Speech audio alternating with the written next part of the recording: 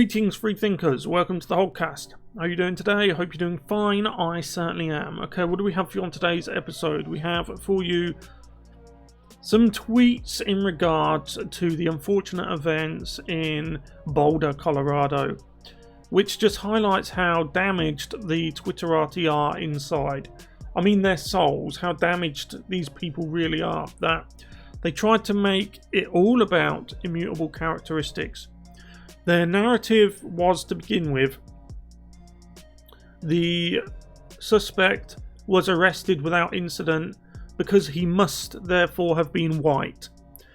And we're going to look at some of those tweets.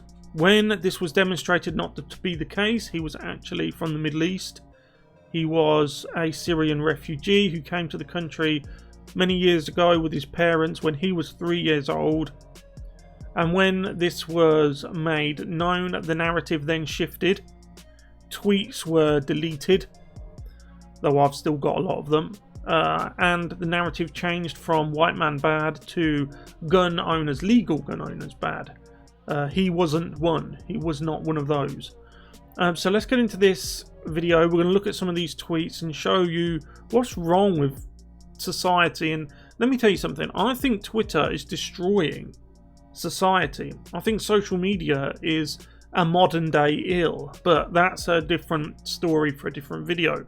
So let's get into this one. But if you haven't yet, please like the video, subscribe to the channel, hit the notification bell and share this video around. That will help me stay competitive and help this small channel grow, because I really do appreciate it when you take the time to get involved with our small but hopefully growing little community. Let's go. Okay, so first we have Greg Price, who is not a libtard or anything like that, and he's put out a tweet saying that race baiting blue check marks immediately assumed that the Boulder shooter was white. Turns out he was Middle Eastern. And then he shows us some photos with Tay Anderson giving us a list of shooting events and who the shooter was, and he adds the Boulder, Colorado one at the end, and he says, "See a trend?" Now, let me tell you something about trends, right? If you look at places like Chicago, DC, Los Angeles, there is a trend. Yes, a lot of mass shooting incidents do happen and are carried out by people who are white. Yes, that is the case. However, the majority of shooting incidents are carried out by people with handguns, and the majority of those, I'm afraid to say, are not. Let's continue. So, Umar Rasheed, wow, I bet he's swallowing his words very quick. Tamir Rice was a 12-year-old.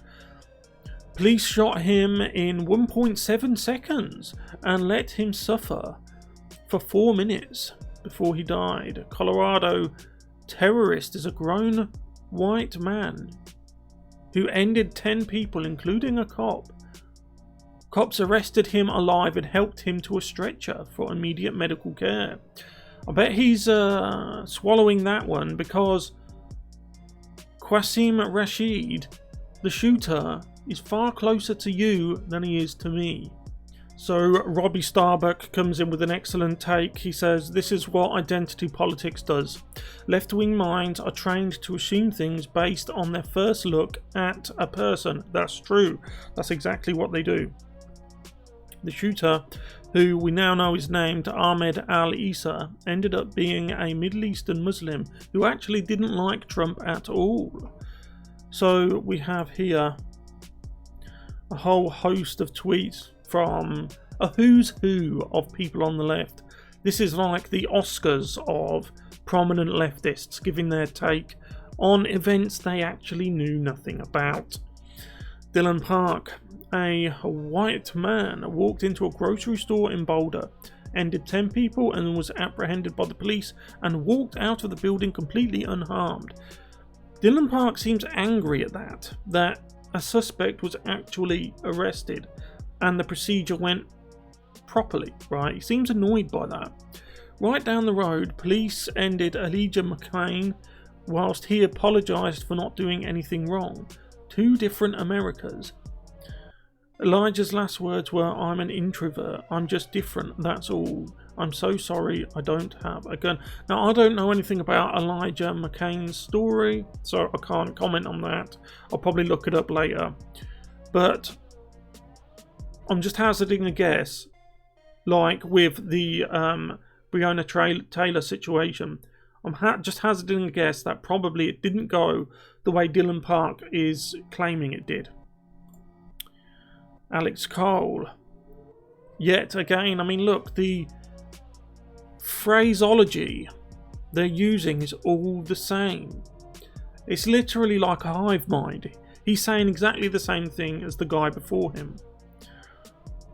In fact, he's literally using the same words. Lance. White dot male dot suspected shooter dot at least 10 ended AR-15. Oh, it's the dreaded AR-15. That's the tweet. Is it? Is it, Lance? Right? So it turns out, let me fix your tweet for you, Lance. Middle Eastern dot male dot suspected shooter dot. Do we know? How do you know he used an AR-15? How do you know that? You don't even know who the man is. You didn't know his name. You didn't know his background. You just assumed everything. And you fed it through your lens of intersectionality like you always do. Amy Siskind. The shooter was taken into custody. In other words, it was almost certainly a white man. And she puts in brackets again. If he were black or brown, it turns out he was actually brown, he would be passed away. No, that's not the case, Amy Siskind, at all. This is what I'm saying. Twitter damages people. Can you remember in Los Angeles where it was in the whole summer-long period of discontent where we saw issues arise in places like Minneapolis, Portland, Seattle, New York, Los Angeles, and so on and so Kenosha. And you remember in LA, 2 police officers, one a woman with a 4-year-old son, was ambushed in a car and both were shot. The man who did that was obviously fed, and I mean well fed, on a diet of misinformation like the Amy Siskinds of the world are pushing out, right? This is what they do. This is what I mean by these big social media companies who have the gall to try and ban, and they did ban for a time, Parler, saying Parler's some sort of threat, when the real threat comes from Twitter, right? Twitter is just a slanging match. It is an online ideological battleground that damages the minds of those who probably don't have the wherewithal to identify misinformation and understand when they are being manipulated. So now we're on to the big fry, the big fish in a small pond, smaller than you'd think. Mina Harris. The name Harris might strike you as, hey, where do I know that name from? Yes, Mina Harris is a direct relation. I think she's a niece or a cousin, or she is related directly to the Vice President of the United States, being Kamala Harris. Or hey, she might be the actual president sooner than you think. So Mina Harris says, I deleted a previous tweet about the suspect in the Boulder shooting. I made an assumption based on him. Yes, there you go. You made an assumption based actually on the colour of his skin, really. That's what you did. I made an assumption based on him being taken into custody alive. Again, she seems angry at the fact that he was.